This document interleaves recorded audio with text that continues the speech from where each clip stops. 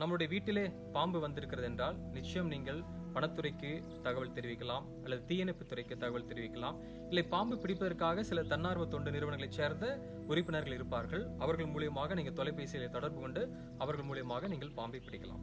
இந்த நேரத்திலே நான் ஒரு மிக மிக முக்கியமான கருத்தை பதிவிடுகின்றேன். பாம்பு பிடித்த உடனே பக்கத்தில் இருக்கக்கூடிய மக்கள் அந்த பாம்பை வைத்துக் கொண்டு அந்த பாம்பு பிடித்தவரை சார் ஒரு போட்டோக்கு போஸ் கொடுங்க, அப்படியே இருங்க சார் நான் ஒரு செல்ஃபி எடுத்துக்கிறேன் அப்படிலாம் சொல்வதை நாம் பார்க்க முடிகின்றது. சில நேரங்களிலே மிகவும் தேர்ச்சி பெற்ற பாம்பு பிடிப்பவர்கள் கூட ஒரு இரண்டு நிமிடங்கள் அந்த செகண்ட்ஸ் அவர்கள் தன்னுடைய கவனத்தை இழப்பதனால் என்ன ஆகின்றது என்றால் அந்த பாம்பினால் அவர்கள் தீண்டப்பட்டு அவர்களுடைய உயிர் இழப்புக்கு ஒரு காரணமாக அமைகின்றது. ஆக அது போன்ற ஒரு தொந்தரவுகளை பாம்பு பிடிக்க வரக்கூடிய துறை ஊழியர்களிடமோ இல்லை தன்னார்வ தொண்டு அமைப்பை சார்ந்த உறுப்பினர்களோ நீங்கள் செய்யாமல் இருந்தால் மிகவும் நன்மையானதாக இருக்கும். ஆக பாம்புகள் என்பது நிச்சயமாக காடுகளில் மட்டுமல்ல, நம்முடைய ஊர்ப்புறங்களிலும் கிராமப்புறங்களிலும் வயல்வெளிகளிலும் அதிகமாக இருக்கக்கூடிய ஒரு உயிரினம்.